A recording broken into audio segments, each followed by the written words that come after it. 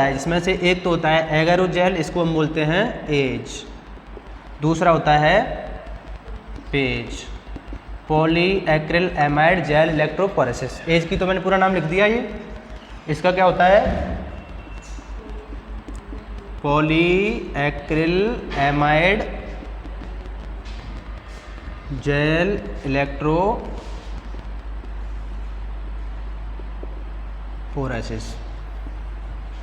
देखो पहले ये समझो कि इलेक्ट्रोफोरेसिस क्या है और इसकी ज़रूरत क्यों पड़ी। अपने एग्जाम में जो क्वेश्चन आता है वो प्रोसेस के ऊपर नहीं आता, अपने एग्जाम में जो क्वेश्चन आता है वो किसी टेक्निक के एप्लीकेशन के ऊपर आता है कि इस टेक्निक का एप्लीकेशन क्या है, कहाँ पे इसको यूज में लिया जाता है। तो इलेक्ट्रोफोरेसिस की ज़रूरत पड़ी, जैसे अपने पास में बहुत सारे पार्टिकल हैं, जैसे मान लो अपने पास में अपने सेल से डीएनए निकाला और डीएनए को हमने आरई से क्या कर दिया, उसके छोटे छोटे फ्रेगमेंट कर दिए।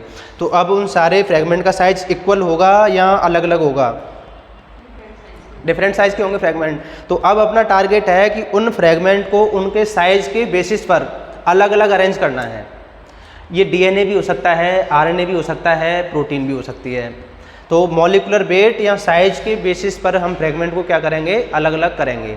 और अलग अलग करने के लिए हम जिस इंस्ट्रूमेंट को यूज में लेंगे उसका नाम क्या है, यहाँ पे इलेक्ट्रोफोरेसिस है। लेकिन जिसको भी आप इलेक्ट्रोफोरेसिस करवाना चाहते हो, जिसकी भी, उसके लिए शर्त ये है कि उसके ऊपर कोई ना कोई चार्ज होना चाहिए, क्योंकि इलेक्ट्रोफोरेसिस में मतलब अपनी इलेक्ट्रिसिटी को यूज में लेंगे और इलेक्ट्रिसिटी के लिए क्या जरूरी है, चार्ज। तो किसी भी पार्टिकल को आप उसके मॉलिक्यूलर वेट या साइज के बेसिस पर सेपरेट करना चाहते हो तो उसके ऊपर क्या होना चाहिए, कोई ना कोई चार्ज होना चाहिए। दूसरा, आप उसको रन कराओगे तो आपको बाहर से इलेक्ट्रिसिटी प्रोवाइड करानी पड़ेगी। और अब डीएनए और आरएनए है वो हवा में तो मूवमेंट करेगा नहीं, उसको कराने के लिए क्या चाहिए, एक मीडियम चाहिए। तो उस मीडियम को हम नाम देते हैं जेल। तो इसमें तीन बातें जरूरी है ना, एक तो जिस पार्टिकल को आप रन करा रहे हो उसके ऊपर क्या होना चाहिए, कोई ना कोई चार्ज होना चाहिए। और आपको रन कराने के लिए कोई फोर्स प्रोवाइड कराना पड़ेगा, तो उसके लिए आपको इलेक्ट्रिकल फोर्स देना पड़ेगा। और तीसरा, उनको कोई मीडियम चाहिए, तो मीडियम कौन प्रोवाइड करता है, खुद जेल प्रोवाइड करता है ना। तो तीन बातें होती हैं। अब आप इसमें पहले लिखो इलेक्ट्रोफोरेसिस, फिर लिखेंगे इसकी डेफिनेशन।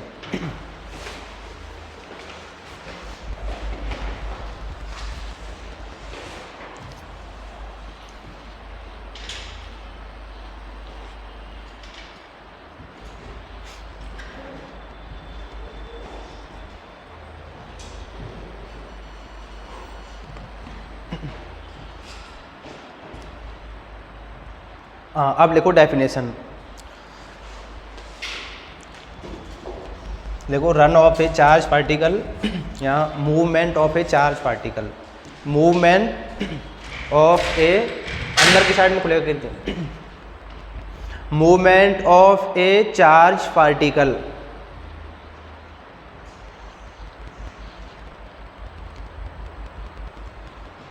गिरज। नॉर्मल इंग्लिश में कोई दिक्कत थोड़ी आती है लिखने में, कभी कभी आती है, तो आप कोई दिक्कत नहीं है। वैसे भी अपन लाइफ साइंस पढ़ रहे हैं, इंग्लिश थोड़ी पढ़ रहे हैं, मतलब कोई आपको समझ में नहीं आता है ना। अपनी सबसे इफेक्टिव लैंग्वेज होती है इंग्लिश। मतलब ज़रूरी नहीं कि आप पूरा का पूरा इंग्लिश में ही लिखो, आप हिंदी इंग्लिश दोनों में मिक्स करके लिख सकते हो। मतलब अपने मैक्सिमम समझ में आना चाहिए, है ना। मतलब लैंग्वेज जो है एक बैरियर नहीं होना चाहिए ना समझने के लिए। तो जैसे आपको समझ में आए वैसे लिखो, ज़रूरी नहीं है कि आप प्योर इंग्लिश में ही लिखो। और जब आप रिवीजन करोगे तो रिवीजन में सबसे ज़्यादा हेल्पफुल होती है इंग्लिश लैंग्वेज ही। ना तो आप प्योर हिंदी को अच्छे से पढ़ सकते, ना प्योर इंग्लिश को। जो हिंदी और इंग्लिश का मिक्स होता है ना, वो बहुत जल्दी याद हो जाता है ना, और रिवीजन में भी बहुत जल्दी हेल्प मिलती है उससे। तो क्या लिखा आपने, movement of a charge particle under electric field, under electric field in gel matrix, in gel GEL, in gel matrix MATRIX, in gel matrix.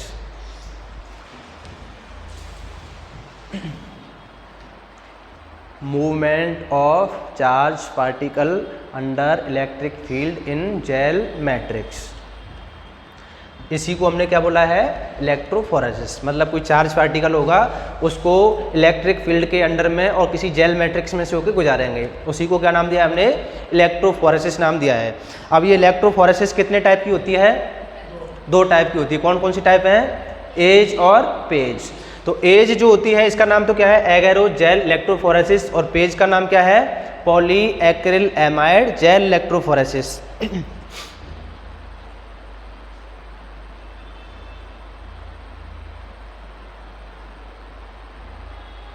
पॉलीएक्रिलएमाइड gel electrophoresis.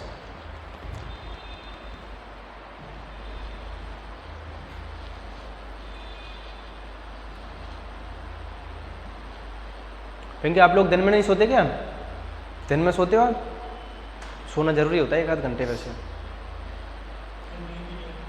नहीं आती क्या?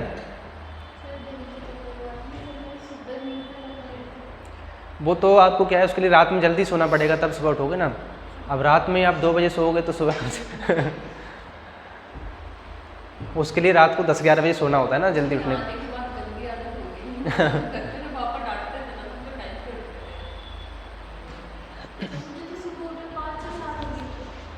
5-6 साल से उठे। कितने बजे जगते हो सुबह? सुबह कितने बजे जागना होता है अपना? हाँ, मतलब रूम पे कितने बजे जगते हो सुबह? 9 बजे। तो अभी तो काफ़ी संघर्ष चल रहा होगा लाइफ में, 7 बजे उठना पड़ता होगा। ऐसा होता है कि आप 4-5 दिन ईमानदारी से जग लो है ना सुबह 5 बजे, फिर अपने आप ही छठे दिन अपने आप नींद खुल जाती है सुबह सुबह। तो समझ में आ गया, इसके 2 टाइप होते हैं। अब हम कौन सा पढ़ेंगे इसमें से, एगारोजेल इलेक्ट्रोफोरेसिस को पढ़ेंगे ना इसमें से।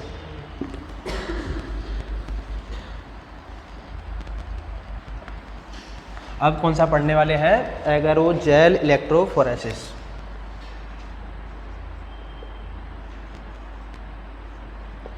देखो ये एज बनाते कैसे हैं। अपने पास में एक रेड एल्गी होता है,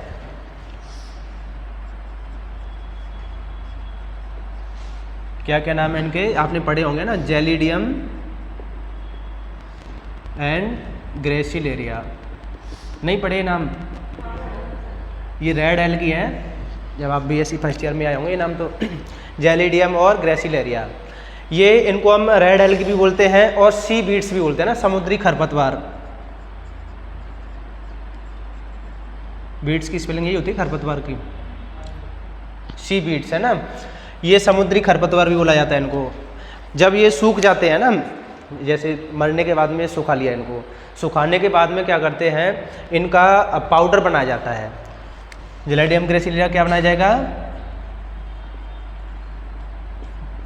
पाउडर बनाया जाएगा।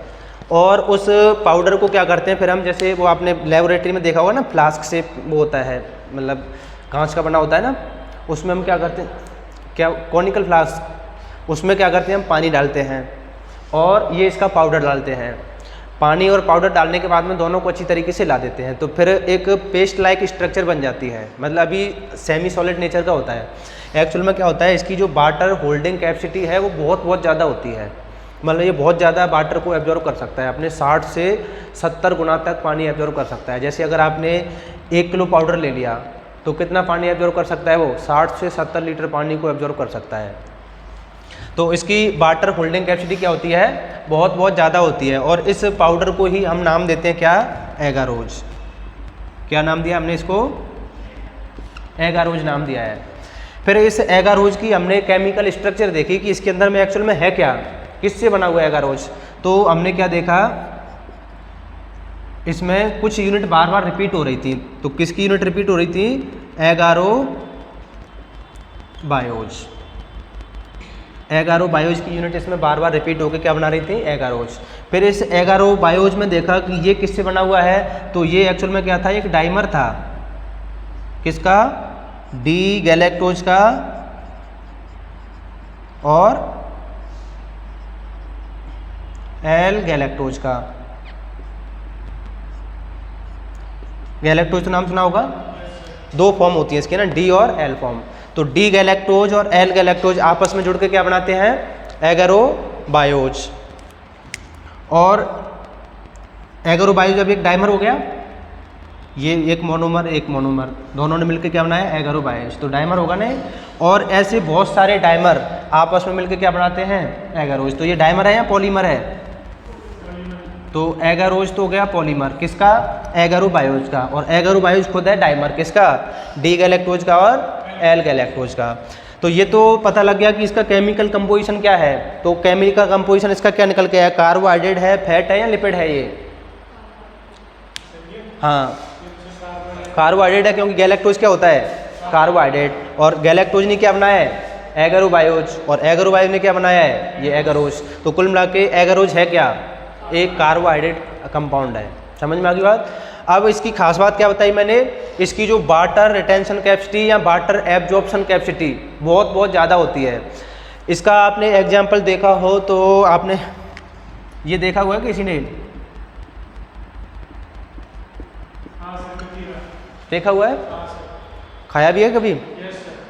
गर्मियों में खाते हैं इसको, है ना। तो इस कतीरा की क्या खास बात लगी आपको? मतलब ये गोंद टाइप में आता है, और जैसे 4-5 छोटी छोटी सी डेली शाम को बर्तन में डाल दो और उस बर्तन को पानी से भर के रख दो, तो सुबह जेली टाइप में हो जाता है, पूरे पानी को खुद क्या कर लेता है, एब्जॉर्ब कर लेता है ये। और मार्केट में छोटे बच्चों के लिए खेलने के लिए इसकी गोली भी आती है, जो है ना रंग बिरंगी आती है ना, कलरफुल, सरसों के दाने के बराबर साइज होता है उनका, एक छोटी सी पुड़िया में आती हैं। फिर उनको पानी में डाल देते हैं, और कई लोग घरों में सजाने के लिए भी रखते हैं ना, कांच के गिलास वगैरह में भर के रख देते हैं। तो वो क्या होता है एक्चुअल में, वो कतीरा होता है। उसका भी केमिकल कंपोजिशन क्या है, वो भी कार्बोहाइड्रेट ही है। वो एक्चुअल में गोंद ही होता है पेड़ का, तो दूसरे पेड़ से मिलता है ना, अलग टाइप के पेड़ हैं जंगल में। तो जिस तरीके से कतीरा की वाटर होल्डिंग कैपेसिटी या एब्जॉर्प्शन कैपेसिटी ज़्यादा होती है, उसी तरीके से किसकी ज़्यादा है, एगरोज की ज़्यादा है। तो हमने क्या किया, सबसे पहले जो जेलेडियम ग्रेसिलेरिया था उसका पीस के क्या बना लिया, पाउडर बना लिया। उस पाउडर का क्या नाम दिया हमने, एगरोज नाम दिया है। और ये उस एगरोज का क्या है, केमिकल कंपोजिशन है। किससे बना हुआ है वो, डी गैलेक्टोज और एल गैलेक्टोज से। खास बात क्या थी इसकी, वाटर रिटेंशन कैपेसिटी या वाटर होल्डिंग कैपेसिटी बहुत ज़्यादा होती है। तो अब हम क्या करते हैं, जैसे कि मान लो ये अपने पास में वो फ्लास्क या बर्तन है, तो इसमें पाउडर डाल लिया, मान लो हमने जैसे मान लो 20 ग्राम पाउडर डाल दिया, फिर इसको पानी डाल दिया इसके अंदर, मतलब एक फिक्स रेशियो रहता है कि कितने को एब्जॉर्ब करेगा। तो उस पाउडर के हिसाब से इसमें क्या डालते हैं, पानी डालते हैं। पानी डालने के बाद में अच्छी तरीके से हिला देते हैं। अब होता है इसका एक इंस्ट्रूमेंट होता है, इंस्ट्रूमेंट देखा है आप में से किसी ने, देखा है, कॉलेज वगैरह मिल जाता है। तो जैसे इसमें से इसको निकाल दो तो ये अंदर से खोखला हो जाएगा, तो ऐसा इस टाइप का इंस्ट्रूमेंट होता है। फिर जो अभी हमने पेस्ट तैयार किया है, अभी वो सॉलिड नहीं हुआ है, अभी तो हमने जस्ट मिलाया ही है, अभी तो पानी को एब्जॉर्ब करने में टाइम लगेगा उसको। तो इसको मान लो हम निकाल दूंगा ना मैं ऊपर वाले को, तो ये अंदर से खोखला निकलेगा, ऐसे गड्ढा है इसमें अंदर, उसमें डाल देते हैं। ऐसे डालने के बाद में क्या करते हैं, कंघी देखिए सबने, कॉम्ब अभी मेरे पास में है नहीं यहाँ पे ना, तो कंघी में जो दांते निकले हुए रहते हैं ना, कंघी में से ऐसे ये दांते निकले हुए रहते हैं, ये कॉम्ब हो गए ना कंघी, उस कंघी को इसमें ऐसे सेट कर देते हैं। मतलब यहाँ पे कंघी हमने लगा दी, इसमें वो अभी पाउडर से पेस्ट बनाया था वो डाल दिया, फिर उसके बाद में इसको छोड़ देते हैं, ऐसे रख देते हैं। अब कुछ समय बाद जब देखेंगे तो पूरा पानी वो एब्जॉर्ब कर लेगा पाउडर, और वो लिक्विड से क्या हो जाएगा, सेमी सॉलिड हो जाएगा। जेली देखिए आपने, जेली टाइप में हो जाएगा। फिर उसके बाद में जब सेमी सॉलिड हो जाएगा तो उस कंघे को यहाँ से ऐसे निकाल लेंगे। तो जहाँ पे जो कंघों के ये दांतड़े होंगे, दांतड़े बोलते क्या बोलते हैं आप इनको, ये जो ऐसे निकले हुए रहते हैं इनको क्या बोलते हो आप, कांटे नुमा इनको, और कुछ तो बोलते होंगे ना, क्या बोलते हो मनोज? अरे दांता बोलते हो, अब बता नहीं रहे हो भाई, कुछ तो बोलते होंगे ना गांव में, दांता बोलते हो। हाँ, तो अब ये जो दांते थे पहले तो इसमें ऐसे गड़े हुए थे, ये जब मैं इसको कंघे को निकाल लूँगा ऊपर तो दांतों की जो दांतड़े थे उनकी जगह पर उसके निशान रह जाएंगे, छोटे छोटे से गड्ढे बन जाएंगे ना, उन गड्ढों को हम बोल देते हैं बैल। समझ में आ गई बात। अब ये कॉम्ब हमने निकाल दिया, अब जो जेली लाइक स्ट्रक्चर बन गई सेमी सॉलिड, और जो छोटे छोटे दांता की जगह पे गड्ढे बने उनको हमने क्या नाम दे दिया है, बैल, बैल बोल देते हैं इनको, है ना। तो बैल बन गई। ये बैल कैसे बनाते हैं, तो वो कंघे के थ्रू बनाते हैं ना, कंघे लाइक स्ट्रक्चर होती है। अब हम क्या करेंगे, अब जो भी अपना डीएनए आरएनए कुछ भी है, प्रोटीन है, उसको सेपरेट करना है, उन छोटे छोटे गड्ढों में डालते हैं जो हमने किससे बनाए थे, इस दांते से बनाए थे, कंघे से बनाए थे, है ना, उनमें डाल दिया। अब क्या करेंगे, अब जिस भी पार्टिकल को हम रन कराना चाहते हैं उसके ऊपर क्या होना चाहिए, कोई ना कोई चार्ज होना चाहिए।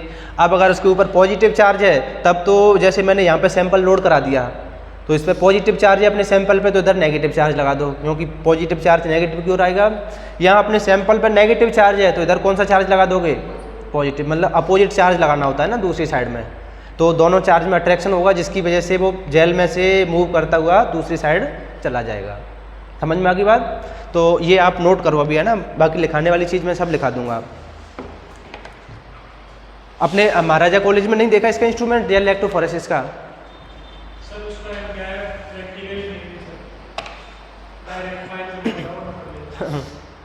चलो ये नोट कर लो आप अभी, है ना।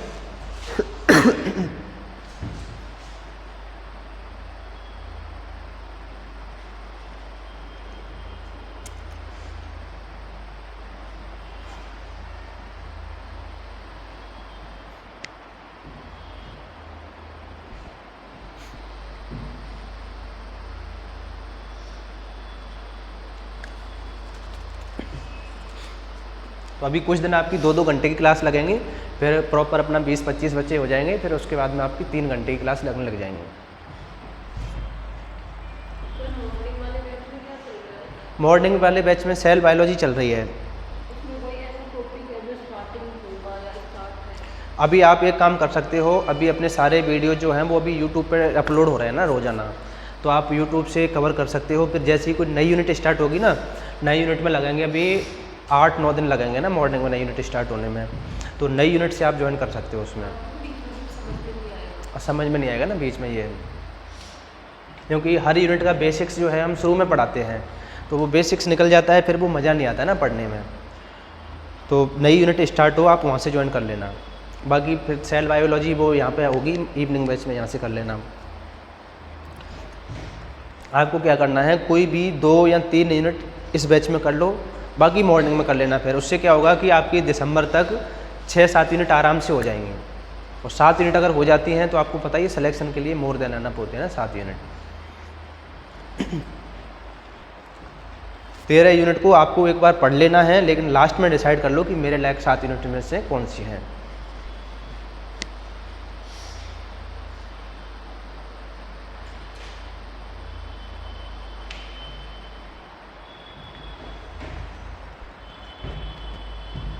पिंकी समझ में आ गए? इतना छाप लिया। तो अब ये समझ में आ गया बेल कैसे बनाते हैं। बेल कोई ऐसे, बेल का मतलब ऐसे कुआं होता है, लेकिन ऐसा नहीं कि कुएं के बराबर बड़ा होता है। जो कंगे के जो निशान होते हैं दांते के, उसके बराबर साइज का होता है ना बेल।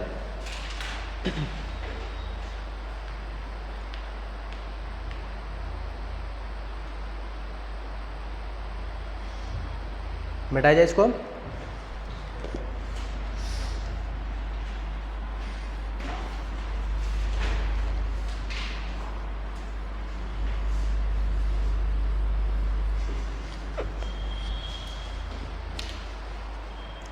तो देखो ऐसा इसका कुछ इंस्ट्रूमेंट होता है।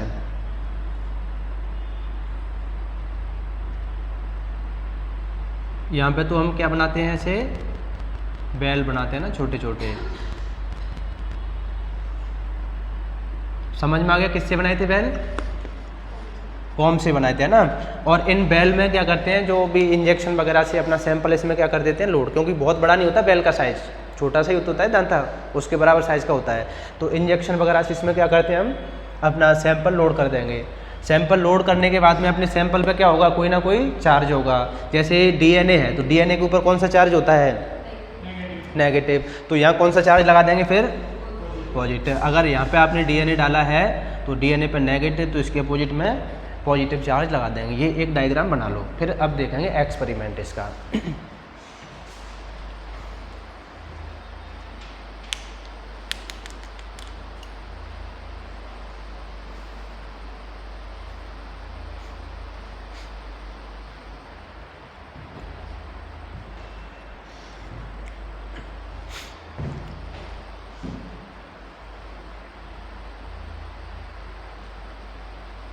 तो इस पूरे में तो कौन भरा हुआ है, इसमें जेल एगारोज। और यहाँ पे सैंपल लोड किया, उसके ऊपर कोई भी चार्ज हो सकता है, नेगेटिव या पॉजिटिव। उसका अपोजिट चार्ज लगाएंगे दूसरी वाली डायरेक्शन में। तो नेगेटिव पॉजिटिव दोनों का अट्रैक्शन होगा, तो इसकी तरफ वो खिंचा हुआ चला आएगा ना इलेक्ट्रिक फोर्स की वजह से। अब देखो ये जेल इलेक्ट्रोफोरेसिस अपने किस काम में आती है ना टेक्निक।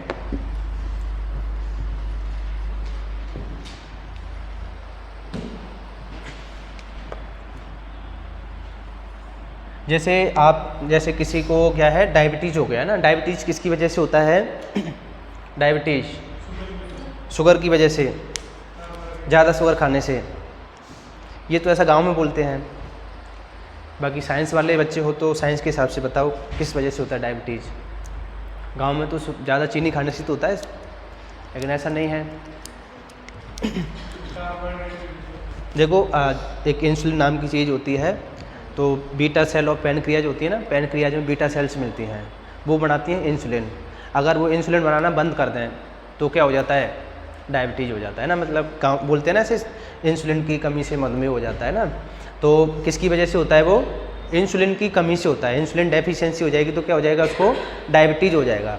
तो अब इंसुलिन को बनाता कौन है, तो इंसुलिन को बनाने के लिए एक जीन होती है बीटा सेल्स में, उसका ट्रांसक्रिप्शन होता है, फिर ट्रांसलेशन होता है, तब जाके इंसुलिन प्रोटीन बनती है और तब जाके वो ब्लड में आती है। अगर उस जीन में ही डिफेक्ट हो जाए, कुछ उस जीन में क्या हो जाए, म्यूटेशन हो जाए, तो क्या अब इंसुलिन बनेगा, नहीं बनेगा।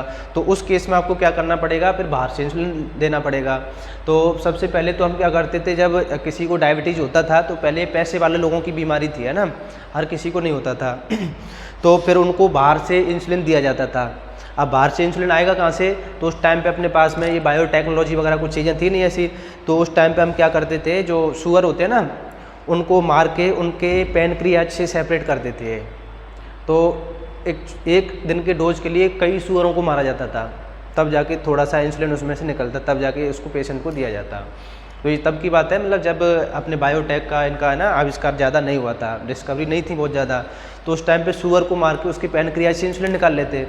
लेकिन ये तो आपको पता है बहुत कॉस्टली प्रोसेस है और हर किसी के बस की बात नहीं है। तो फिर क्या हुआ कि एक अमेरिका की कंपनी थी जिसका नाम है एली लिली, उसने पहली बार बायोटेक के थ्रू क्या बनाया, ये इंसुलिन बनाया, जिसको है ना ह्यूमिलिन नाम दिया। थोड़ा बहुत याद होगा आपको, या कोरोना में सब चला गया। तो फिर क्या करते हैं, बाहर से इंसुलिन बनाते हैं। अब बाहर से इंसुलिन ऐसा नहीं कि आप कोई जैसे फैक्ट्री लगाते हैं, कोई पेड़ पौधे में उगाते हैं। इंसुलिन को बनाने वाली एक जीन होती है, उस जीन को हम किसी ह्यूमन वगैरह में से निकाल के उसको बैक्टीरिया में ट्रांसफ़र कर देते हैं। तो बैक्टीरिया में उसका ट्रांसक्रिप्शन ट्रांसलेशन होगा तो क्या होगा, इंसुलिन बनने लग जाएगा। तो आपको अगर बैक्टीरिया में डालना है इंसुलिन जीन, तो उसके लिए पहले निकालना भी तो पड़ेगा कहीं से। तो निकालोगे कहाँ से, किसी ह्यूमन वगैरह से निकालोगे, कोई भी जिसमें इंसुलिन बनता है वहाँ से निकालोगे। तो सपोज करो ये अपने पास में कोई सेल है, इस सेल के पास में ये कोई डीएनए है और ये कोई मान लो क्रोमोजोम है, मान लो किसी भी नंबर का हो सकता है। इस क्रोमोजोम के ऊपर कौन सी जीन है, ये वाली, ये है इंसुलिन जीन। हजारों जीन है अपने अंदर, उनमें से एक जीन कौन सी है, ये इंसुलिन जीन है। अब हमें क्या करना है, अभी किसी आदमी को डायबिटीज़ हो गया है तो उसके लिए क्या बनाना है, हमें इंसुलिन बनाना है। आर्टिफिशियल है ना बाहर, तो उसके लिए हम क्या करेंगे, अब इंसुलिन जीन को यहाँ से सेपरेट करेंगे और इसको यहाँ से निकाल के कहाँ पर डालेंगे, बैक्टीरिया में डालेंगे। तो पहले हम इसको सेपरेट करना है पहले तो सबसे पहले हम क्या करेंगे, किसी भी ह्यूमन के जो भी बीटा सेल्स हैं वहाँ से या किसी भी सेल से आप क्या करोगे, मतलब सेल्स निकाल लोगे ना टिश्यू से। सेल्स निकालने के बाद में हम क्या करते हैं, इसको करते हैं होमोजीनेट। होमोजीनेट करने का मतलब जानते हो क्या होता है होमोजीनेट? सेंट्रीफ्यूगेशन करना, मतलब इसमें से ना जो जीन हमें चाहिए ना, हाँ, वो निकल जाएगी, बाकी जो अलग है इसके अलावा हाँ, वो पार्टिकल है ना सेंट्रीफ्यूज जो टेस्ट ट्यूब होती है ना उसके नीचे। देखो होमोजीनेट का मतलब होता है कहीं से भी आप टिश्यू सेपरेट करते हो, टिश्यू सेपरेट करते हो तो उसमें अभी जो सेल्स हैं वो सही सलामत कंडीशन में है, अभी डीएनए न्यूक्लियस और सेल के अंदर है, अभी हमें उसको कैसे भी बाहर निकालना है। तो हम क्या करते हैं, जो भी टिश्यू लेते हैं उसको अच्छी तरह से पीस लेते हैं। चटनी बनाई कभी? नहीं बनाई चटनी? तो जो चटनी बनाने वाली प्रोसेस है ना, उस प्रोसेस का ही नाम क्या है यहाँ पे, होमोजीनेट करना है। तो कहीं से भी जैसे आपने प्लांट टिश्यू लिया, प्लांट की पत्ती ली, तो उनको अच्छी तरह से पीस लोगे आप, ग्राइंड कर लोगे। ग्राइंड करने की प्रोसेस का ही नाम क्या है, होमोजीनेट है, ताकि डीएनए आरएनए प्रोटीन सब सेल से बाहर निकल के आ जाए। समझ में आ गई बात? तो ये एक अलग प्रोसेस है ना, उससे समझ में आ गया। होमोजीनेट क्या है, सेल को या टिश्यू को जो पीसने की, मिक्सचर बनाने की प्रोसेस है, उसका नाम क्या है, होमोजीनेट है। होमोजीनेट करने के बाद में अब हम क्या करते हैं, अब उसका करते हैं सेंट्रीफ्यूगेशन। अब सेंट्रीफ्यूगेशन में क्या होता है, मास के बेसिस पर सेपरेशन होता है। पढ़ा हुआ ना सेंट्रीफ्यूगेशन, जो अब ये तो मिल जाता है ना, कहीं भी हर कॉलेज में मिल जाता है। या फिर आपने नहीं देखा हो तो दूध की डेयरी देखी है, जहाँ पे फैट वगैरह निकालते हैं, तो उसमें वो दूध डाल के उसमें फिर उसमें मशीन में ऐसे लगा के फिर उसको घुमाते हैं ना ऐसे, आजकल तो इलेक्ट्रिसिटी से आ गई, पहले उसको हाथ से घुमाते थे ऐसे, वो ऐसे स्पिन करती है, फिर उसके बाद में उसमें से निकाल के देखते हैं ना कितनी क्या फैट आई है। तो वो मशीन है ना वो घुमाने वाली, नहीं देखी आप लोगों ने? देखी ना, तो वो सेंट्रीफ्यूगेशन मशीन ही है जो गोल गोल घूमती है। वो कौन सी मशीन है? सेंट्रीफ्यूगेशन है। अपने महाराजा कॉलेज में भी है, हर कॉलेज में मिल जाती है ना, ये ज़्यादा महंगी नहीं आती इतनी। उसमें क्या एक मोटर है बस घूमने वाली, वही सेंट्रीफ्यूगेशन मशीन है।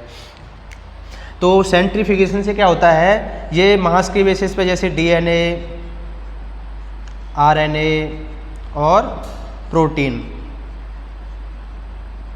ये क्या हो जाते हैं, सेपरेट हो जाते हैं। अभी हमें किससे काम है? डीएनए से। तो हम क्या करेंगे, सेंट्रीफ्यूगेशन के बाद इसमें से डीएनए को अलग कर लेंगे। डीएनए को अलग करने के बाद में अब क्या करेंगे, इस डीएनए के ऊपर आप क्या डालोगे, इसके ऊपर डालोगे आरई क्या करता है, डीएनए के फ्रेगमेंट कर देता है। तो इस डीएनए के ऐसे सीमा अब जो है छोटे छोटे क्या हो जाएंगे, फ्रेगमेंट हो जाएंगे।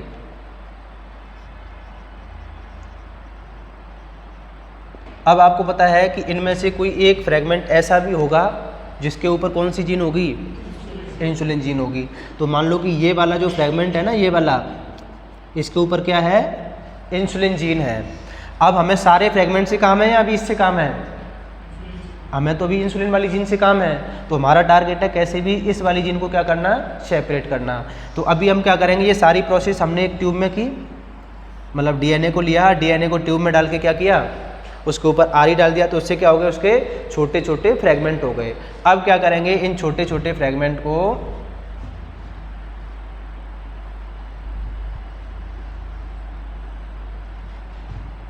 किस में डाल देंगे, इलेक्ट्रोफोरेसिस में। कौन सा चार्ज होगा इन फ्रेगमेंट के ऊपर, नेगेटिव। तो यहाँ कौन सा चार्ज लगाओगे, पॉजिटिव। किस में डाला है हमने, एज में डाला है ना इनको, अगर वो इलेक्ट्रोफोरेसिस करवा रहे हैं। तो अब ये फ्रेगमेंट अपने मॉलिक्यूलर वेट के अकॉर्डिंग इधर मूवमेंट करेंगे, लेकिन जो छोटे साइज़ के होंगे उनको तो रास्ते में कम हर्डल्स आएंगी, और जो बड़े साइज़ के होंगे उनको हर्डल्स बाधा ज़्यादा आएंगी।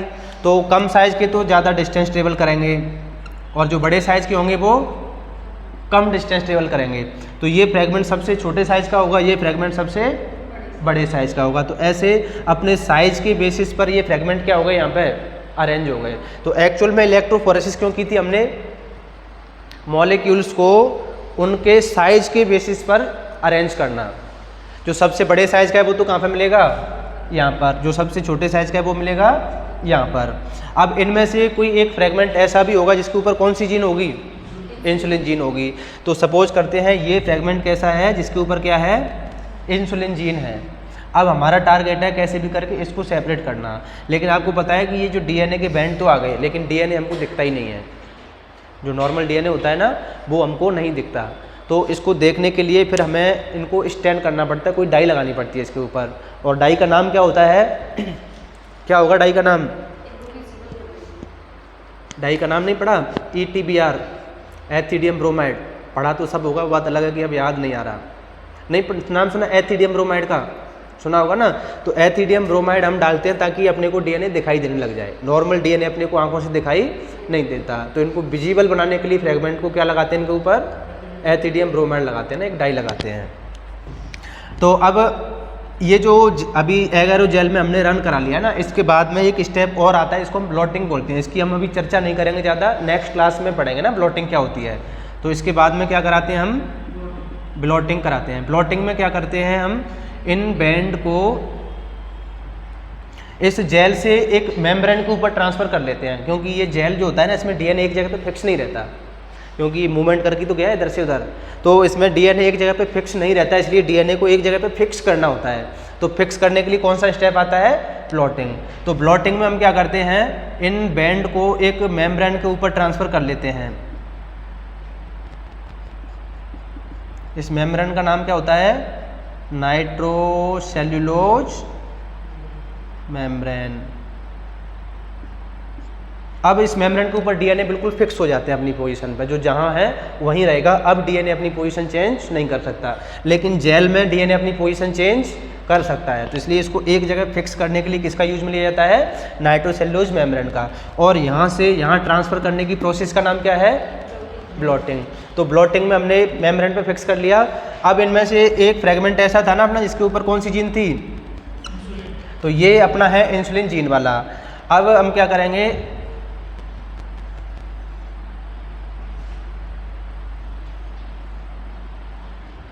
ये डीएनए जो है ये डबल स्टैंडर्ड है या सिंगल स्टैंडर्ड है? डीएनए डबल स्टैंडर्ड होता है। तो इसको सिंगल स्टैंड में करने के लिए हमको क्या करना पड़ेगा? आप हीट दे दो नॉर्मली, ज़्यादा टेम्परेचर पे क्या होता है? डीएनए सिंगल स्टैंड में चेंज हो जाता है। तो अब ये कैसा हो जाएगा? Single stand DNA. तो अब डीएनए कैसा हो चुका है? सिंगल स्टैंड हो चुका है। अभी भी इनमें से कोई एक फ्रेगमेंट तो ऐसा होगा जिस पे कौन सी जीन होगी? इंसुलिन जीन होगी। तो इस पे अभी इंसुलिन जीन है, लेकिन अभी अपने को नहीं पता है ना कि कौन से पे इंसुलिन जीन है, अभी पता करना है। तो पता करने के लिए हम क्या देते हैं? एक प्रोब तैयार करते हैं। प्रोब मतलब होता है तहकीकात या जासूसी। वो उसी पे बाइंड करेगा जहाँ पर क्या होगी? अपनी इंसुलिन जीन होगी। मतलब ऐसा प्रोब तैयार करते हैं जो कहाँ पे बाइंड करे? इंसुलिन जीन के ऊपर बाइंड करे।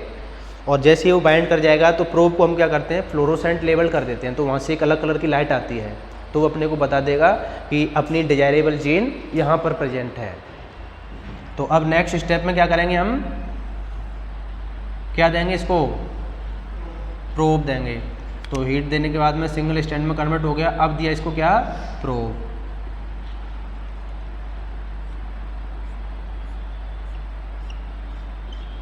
और प्रोब अपना कहाँ पे जाके बाइंड करेगा? जहाँ पर इंसुलिन वाली जीन होगी। अब इंसुलिन वाली जीन कौन से फ्रेगमेंट पे थी? इस पे थी। तो अब हमें पता लग जाएगा कि यहाँ पे कौन सी जीन प्रेजेंट है इस फ्रेगमेंट में? Insulin gene. तो यहाँ से इसको सेपरेट कर लो और आगे जाके फिर इसको किसी के साथ में अब जोड़ना पड़ेगा। समझ में आ गई बात? तो यहाँ पे अपना मेन टारगेट क्या था इलेक्ट्रोफोरेसिस का? इलेक्ट्रोफोरेसिस से एक्चुअल में तो होता है जो मॉलिकुलर वेट या साइज होता है उसके बेसिस पर मॉलिक्यूल अरेंज हो जाते हैं, फिर उनको ट्रांसफ़र कर लेते हैं ब्लॉटिंग के थ्रू। फिर ब्लास्ट में क्या देते हैं? प्रोब। प्रोब कैसा होता है? नॉर्मली रेडियो लेवल्ड होता है। तो उसमें से कोई ना कोई कलर आता है और वो कलर अपने को बता देता है कि अपना डिजायरेबल फ्रेगमेंट इस वाले उस फ्रेगमेंट पे है। हाँ, प्रोब, हाँ, हर किसी प्रोटीन के लिए, हर किसी जीन के लिए अलग अलग प्रोब बनाया जाता है। देखो प्रोब होता क्या है एक्चुअल में, कोई अलग चीज़ नहीं है। ये डीएनए या आरएनए का एक छोटा सा फ्रेगमेंट होता है ना, इसमें 15 से 30 न्यूक्लियोटाइड होते हैं। अब जैसे इंसुलिन जीन है, तो जीन आपको पता है न्यूक्लियोटाइड से तो बनी होती है, AGCT का सीक्वेंस है। तो अब हमें पता होता है एक्चुअल में कि जो इंसुलिन जीन है इसका सीक्वेंस क्या है, तो हम उसका कॉम्प्लीमेंट्री एक डीएनए आरएनए तैयार कर लेते हैं और उसको रेडियो लेबल कर देते हैं। तो वो तो बाइंड करेगा ही करेगा उसके साथ में जाके, और रेडियो लेबल्ड है तो उसमें से कलर भी आएगा। तो समझ में आ गया प्रोब क्या है? प्रोब कुछ भी नहीं है, एक नॉर्मली रेडियो लेबल्ड डीएनए या आरएनए का फ्रेगमेंट है। इतना सा प्रोब है बस, है ना। तो ये जीन स्पेसिफिक होता है, मतलब जिस भी जीन के लिए बनाना है उसके कॉम्प्लीमेंट्री न्यूक्लियोटाइड रख दो उसमें, तो उसके लिए तैयार हो जाएगा प्रोब। समझ में आ गई बात? तो ये आप अब नोट कर लो, ये डायग्राम नोट कर लो।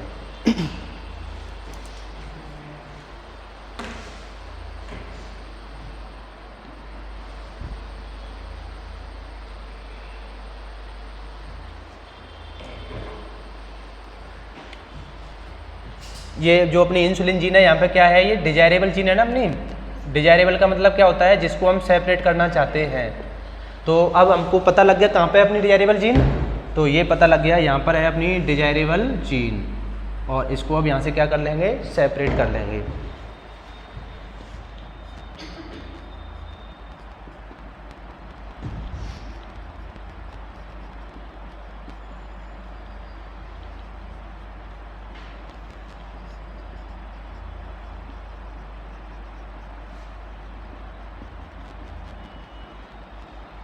ये मैंने प्रोब की डेफिनेशन लिख दिया ना, probe is radio labelled fragment of DNA और आरएनए।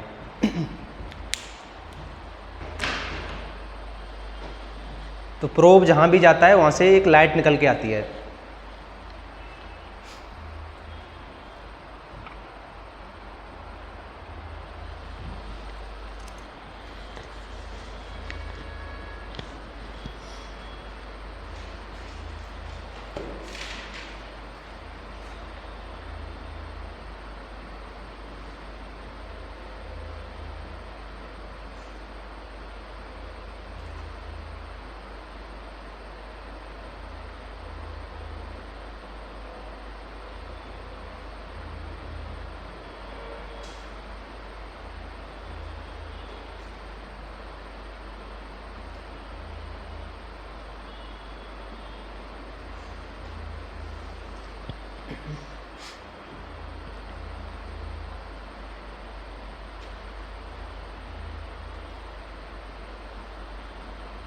इनकी समझ में आया या नहीं आया? आ गया समझ में?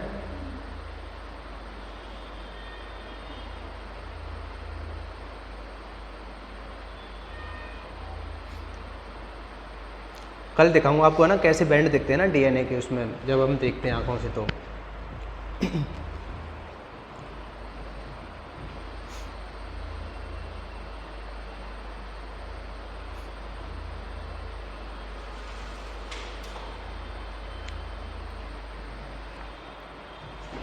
आज का टाइम तो आपका हो गया, आज तो इतना ही पढ़ेंगे ना, नेक्स्ट कल पढ़ेंगे।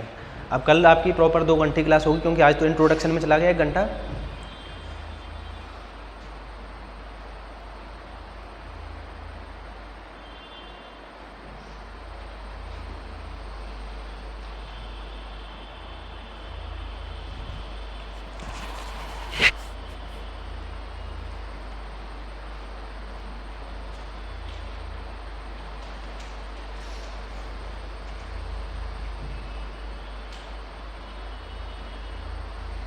लिख लिया सोनिया? समझ में आ गया? बस इतना ही समझना है और ज़्यादा समझना